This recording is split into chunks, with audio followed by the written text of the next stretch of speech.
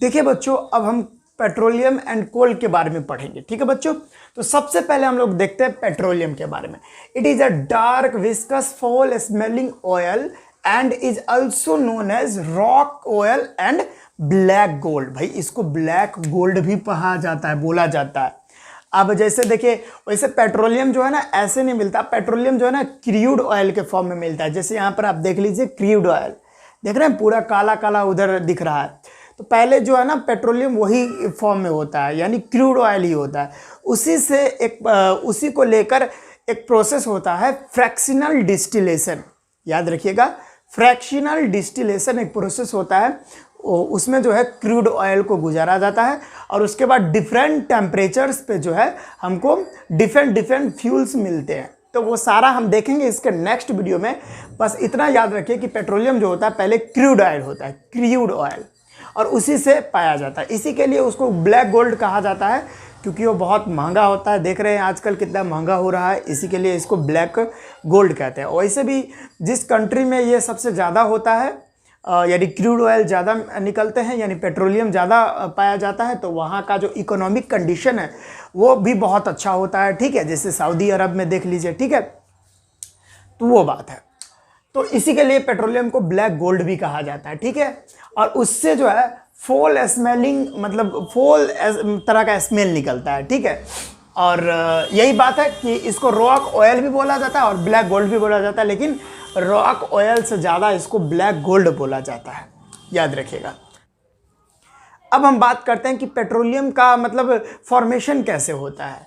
तो देखिए, it is form by the decomposition of the remain of extremely small plants and animals buried under the sea and under high pressure and temperature along with absence of oxygen after millions of years it converts into petroleum। देखिए बच्चों, होता क्या है कि बहुत सारे जो समुद्री जीव होते हैं, छोटे मोटे जो जीव होते हैं या बड़े बड़े, और जो छोटे मोटे प्लांट्स होते हैं, वो जो है ना किसी नेचुरल कैलेमिटीज़ जैसे सुनामी वगैरह आ गया, उससे जो है ना मतलब उसमें जो है वो डेड हो जाते हैं, मर जाते हैं, उनकी मौत हो जाती है। और उसके बाद जो है वो प्लांट्स जो है सी लेवल के अंदर जाते रहते हैं। ठीक है, वो कीचड़ जो रहता है उसके अंदर जाते जाते जाते जाते वो अंदर तक पहुंच जाते हैं।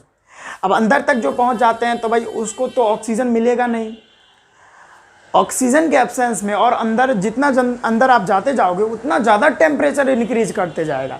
अब टेम्परेचर इंक्रीज करेगा तो अब टेम्परेचर इंक्रीज करेगा, प्रेशर इंक्रीज करेगा, उसके बाद ऑक्सीजन भी नहीं रहेगा, तो वो फाइनली धीरे धीरे, वैसे ये प्रोसेस में बहुत लंबा समय लगता है। यहाँ पे बता दिया है मिलियंस ऑफ ईयर।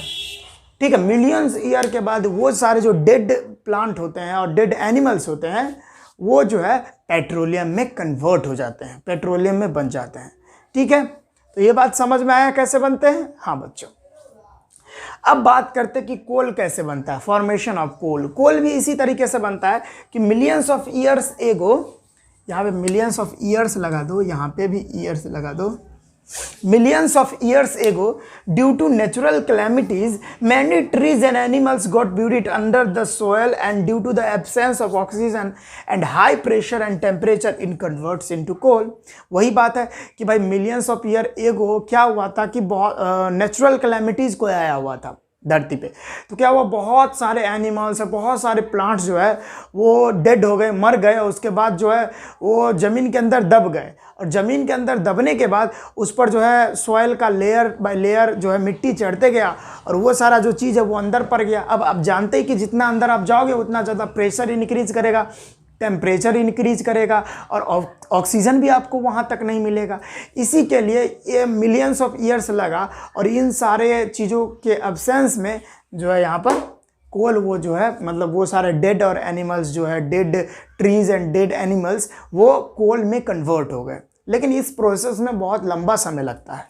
ठीक है, क्योंकि वहाँ पर ऑक्सीजन भी नहीं मिलता था, और प्रेशर भी बहुत हाई था, और टेम्परेचर भी बहुत हाई था, जिसके कारण वो सारा डेड चीज़ जो है, वो मरा हुआ चीज़, वो कन्वर्ट हो गया किस चीज़ में, तो कोल में।